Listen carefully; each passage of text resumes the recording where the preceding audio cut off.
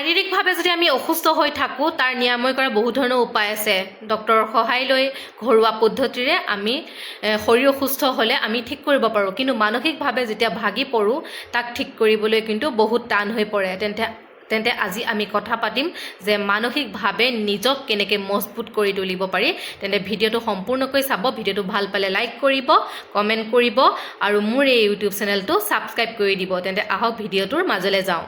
আপুনি যদি মানসিকভাৱে শক্তিশালী হ'ব বিচাৰিছে তেনেহ'লে আমি পাহৰিব লাগিব আমাৰ জীৱনত ঘটি যোৱা অঘটনবোৰ।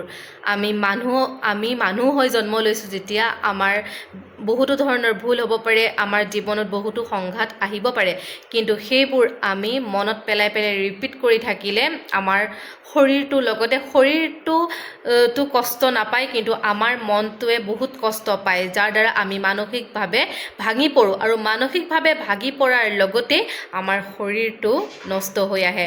সেইবাবে যি হৈছে তাক পাহৰি যাওক, নতুনকৈ জীয়াবলৈ চেষ্টা কৰক, নতুন মনেৰে, নতুন ভাৱনাৰে, নতুন যাত্ৰাৰে জীৱনটোক আগুৱাই লৈ যাবলৈ চেষ্টা কৰিব লাগে।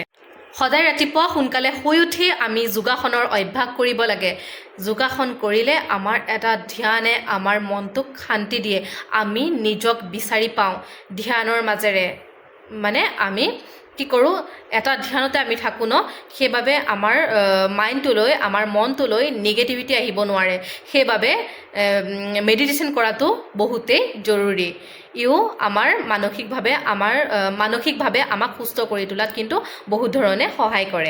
কিবা এটা বস্তুক লৈ, কিবা এটা কৰ্মক লৈ বা কিবা এটা পাম বুলি বেছিকৈ আশা কৰি থাকিব নালাগে, কিয়নো আমি যিহেতু কৰ্ম কৰিলেহে তাৰ ফল পাম, কষ্ট কৰিলেহে আমি ফল পাম। কিন্তু আমি কি ভাবোঁ যে আমি কিবা এটা বস্তু আমি কল্পনা কৰি আছোঁ পাম বুলি, কিন্তু বস্তুটো পোৱা নাই, তেতিয়া আমাৰ মনটোৱে, আমি মানসিকভাৱে ভাগি পৰোঁ যে কিয় নাপালোঁ, এই বস্তুটোত কিয় ছাকচেছ নহ'লোঁ।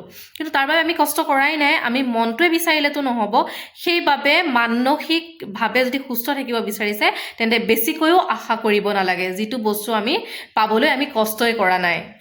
তাৰপিছত মানসিকভাৱে যদি আপুনি সুস্থ হৈ থাকিবলৈ বিচাৰিছে তেন্তে নিজক কেতিয়াও আনৰ লগত তুলনা নকৰিব।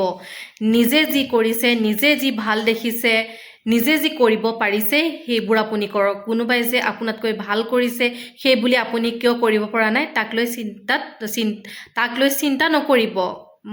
আনৰ লগত তুলনা কৰিলে সদায় হীনমান্যতাত ভোগা হয়। আত্মসন্তুষ্টিয়ে হৈছে পৰম সুখ। সেইবাবে সদায় নিজক মজবুত বুলি ভাবক। আৰু তেন্তে আজিলৈ মোৰ ভিডিঅ'টো ইমানতে সমাপ্ত কৰিলোঁ। আকৌ এটা নতুন ভিডিঅ'ৰ সৈতে আপোনালোকৰ মাজলৈ আহিম। তেন্তে আজিলৈ বাই বাই।